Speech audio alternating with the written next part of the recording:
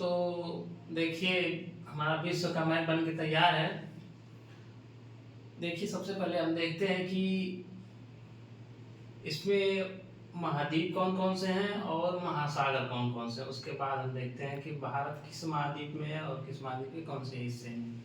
तो देखिए, सबसे पहले महाद्वीप की बात करें। देखिए, ये इस महाद्वीप का नाम है उत्तरी अमेरिका। फिर उसके बाद इसे हम दक्षिणी अमेरिका के नाम से जानते हैं। फिर उसके बाद ये यूरोप है, ये अफ्रीका महाद्वीप है, फिर ये एशिया महाद्वीप है, और एक ये महाद्वीप है ऑस्ट्रेलिया महाद्वीप है। फिर उसके बाद अंटार्कटिका महाद्वीप है। ठीक, और ये महाद्वीप नहीं है, सबसे बड़ा द्वीप है ग्रीनलैंड द्वीप है, ये छोटा सा द्वीप है। इसके बाद जो है कि ये मेडागास्कर द्वीप है। ठीक, तो ये तो महाद्वीप हो गए। इसके बाद महासागर, देखिए ये प्रशांत महासागर है, ये हमारा अटलांटिक महासागर है, ये आर्कटिक महासागर है, ये दक्षिणी महासागर है, ये हिंद महासागर है। फिर देखिए ये प्रशांत महासागर का ही दोनों है। ठीक, इसके बाद जो है अपना भारत, मेरा प्यारा भारत, देखिए ये एशिया महाद्वीप के दक्षिणी भाग में है। ठीक, हमारा भारत जो एशिया महाद्वीप के कौन से भाग में है? दक्षिणी भाग में है। आइए हिंद महासागर को केंद्रीय स्थिति में, हिंद महासागर के केंद्रीय स्थिति में देखिए, यहाँ पर इसके इधर जाएंगे तो इधर बांग्लादेश, म्यांमार वगैरह है। इधर जाएंगे तो हमको अरब प्रायद्वीप मिलेगा। फिर आगे आएंगे तो अफ्रीका महाद्वीप है। इसके ऊपर थोड़ा सा उत्तर दिशा में जाएंगे तो हमको हिमालय पर्वत मिलेगा। हिमालय पर्वत जैसे पार करेंगे तो हमको चीन देश मिलेगा। तो ये तो हो गया हमारा विश्व। और भारत जो है ये उत्तरी और पूर्वी गोलार्ध में स्थित है। उत्तरी पूर्वी गोलार्ध मतलब कि जो उत्तरी गोलार्ध दक्षिणी गोलार्ध क्या है, जैसे हमारी पृथ्वी को बीचों बीच से जो हमारी भूमध्य रेखा है दो भागों में बांटती है। एक काल्पनिक रेखा है भूमध्य रेखा, जो कि हमारी पृथ्वी को दो भागों में बांटती है। तो भूमध्य रेखा से उत्तर वाले भाग को उत्तरी गोलार्ध और दक्षिण वाले भाग को दक्षिणी गोलार्ध के नाम से जानते हैं। तो देखिए भूमध्य रेखा जो है हमारी, ये भूमध्य रेखा आपकी इससे लगभग ऐसे गुजरती है। ये हमारी भूमध्य रेखा है। इसके बाद जो है, इसके बाद हमारी 23.5 डिग्री उत्तरी अक्षांश पे आपकी ये कौन सी रेखा है? मकर रेखा, सॉरी कर्क रेखा। ये कौन सी रेखा है? ये कर्क है, ये भूमध्य है। इसके बाद जो है ये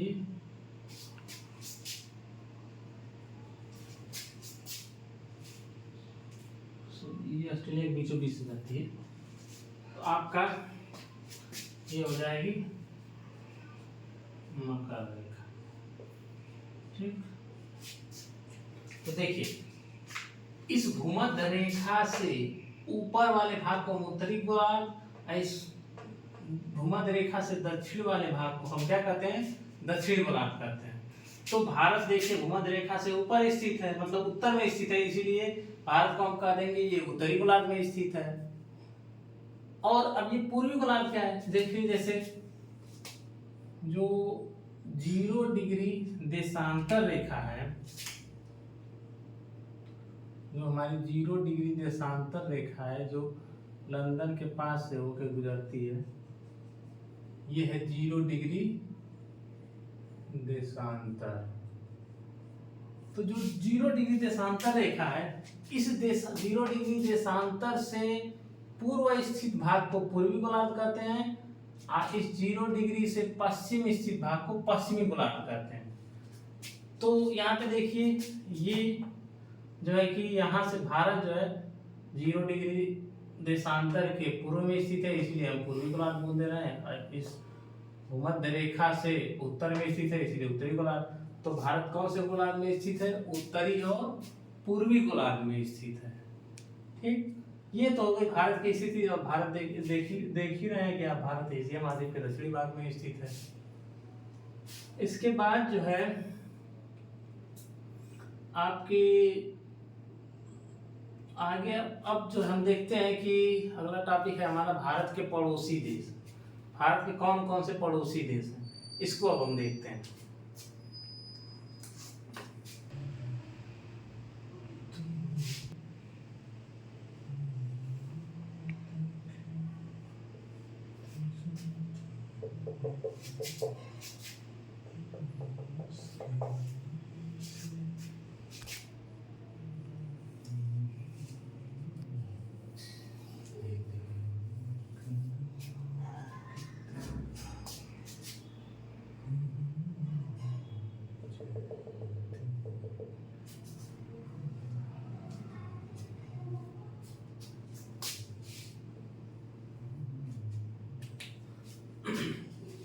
तो देखिए हमारा भारत का मैप बनके रेडी है।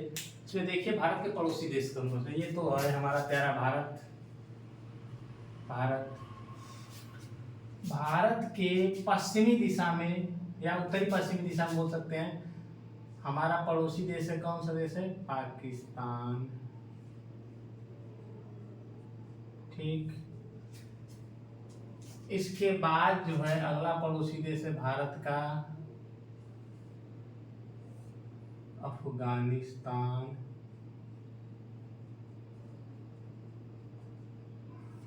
फिर अगला पड़ोसी देश है चीन।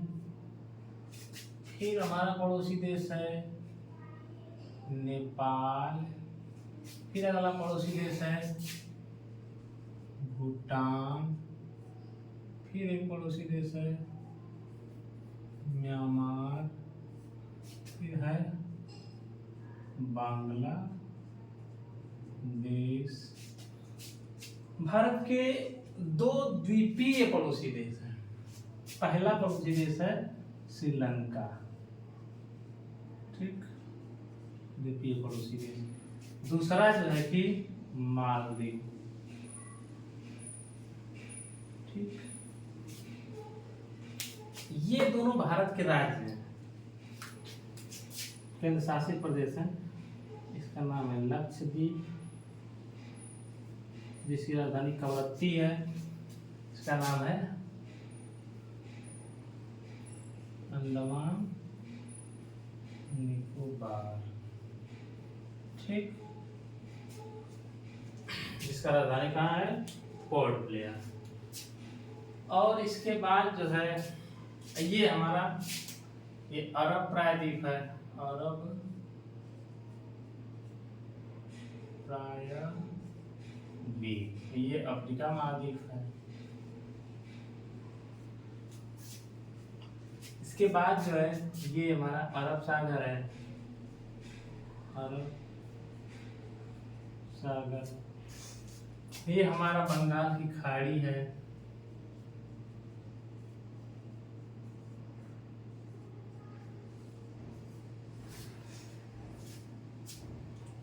ये हो गया जो है कि मानचित्र। देखिए तो इसमें जो है भारत का पहला पड़ोसी देश देखिए पाकिस्तान। फिर उसके बाद आगे जाएंगे तो अफगानिस्तान।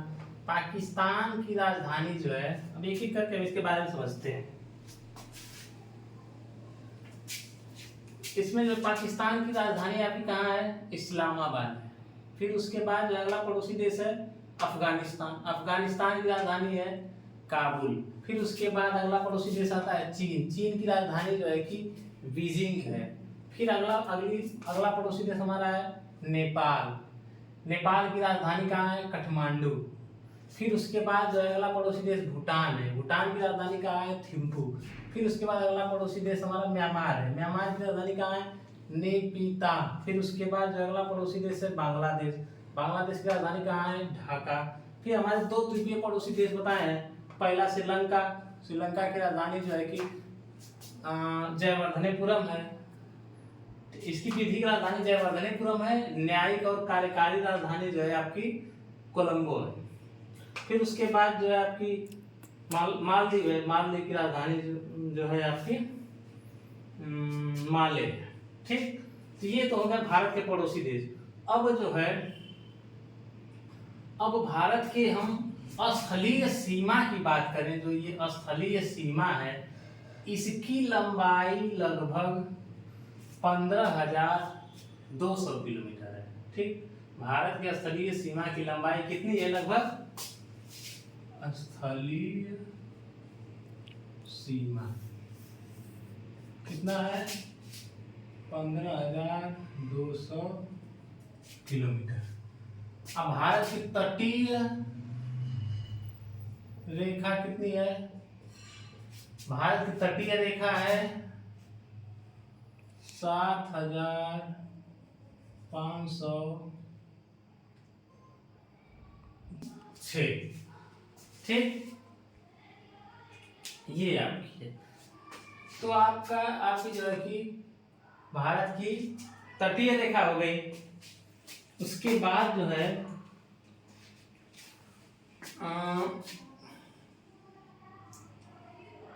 अब जैसे भारत के पड़ोसी देश में बात करें तो सबसे लंबी सीमा रेखा जो है बांग्लादेश बनाता है भारत के साथ। सबसे लंबी सीमा रेखा कौन बनाता है? 4,000 से अधिक किलोमीटर लंबा सीमा रेखा बांग्लादेश बनाता है। उसके बाद जो है दूसरे नंबर पे सबसे लंबी सीमा रेखा किसकी है? चीन की है। ठीक, चीन जो है भारत से मैकमोहन सीमा से अलग है, मैकमोहन लाइन से। चीन भारत से किससे अलग है? मैकमोहन लाइन से। मैकमोहन लाइन यहीं पर अरुणाचल प्रदेश में यहीं पर खींची गई है। वो जो है कि मैकमोहन रेखा खींची गई थी आपकी 1914। ठीक, क्योंकि भारत और चीन को अलग करती है। इसको लेके विवाद भी रहता है। भारत मैकमोहन लाइन को कहता है, लेकिन चीन जो है क्या करता है कि अरुणाचल प्रदेश में भी भारत के अरुणाचल प्रदेश को अपने देश का हिस्सा ही मानता है। इसको लेके विवाद है मैकमोहन रेखा को लेके। फिर उसके बाद जो है लंबी तटीय रेखा की बात, लंबी सीमा रेखा की बात करें तो आपका पाकिस्तान हो जाएगा। पाकिस्तान जो है कि उसके पाकिस्तान है, पाकिस्तान भारत से रेड क्लिफ लाइन से अलग है। रेड क्लिफ लाइन जब 1947 में भारत पाकिस्तान का विभाजन हुआ था तो रेड क्लिफ लाइन यहाँ और ये बांग्लादेश दोनों की लाइन सब रेड क्लिफ थे। दोनों को उन्होंने निर्धारित किया था, इसीलिए इसे रेड क्लिफ रेखा कहते हैं। तो भारत और पाकिस्तान के बीच में कौन सी सीमा रेखा है? रेड क्लिफ लाइन है। फिर उसके बाद जो है आपका नेपाल आ जाएगा, नेपाल की सीमा रेखा है। फिर उसके बाद भूटान। भारत के साथ सबसे छोटी सीमा रेखा जो है अफगानिस्तान बनाता है। ठीक, इसके बाद जो है आपके अच्छा और एक चीज देखिए, हम लोग तटीय राज्यों की बात करें भारत के, तो भारत के तटीय राज्यों में 9 जो है कि तटीय राज्य हैं भारत के। जैसे सबसे लंबी तटीय सीमा रेखा बनाता है आपका गुजरात।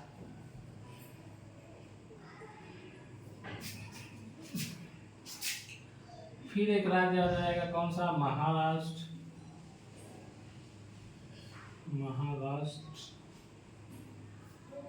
फिर उसके बाद गोवा, फिर कर्नाटक, फिर एक राज्य हमारा है केरल, फिर उसके बाद एक राज्य है तमिलनाडु,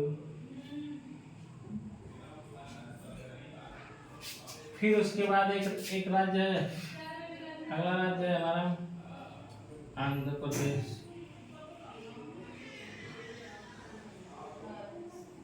फिर अगला राज्य है उड़ीसा, फिर उसके बाद जो है कि अंतिम राज्य है पश्चिम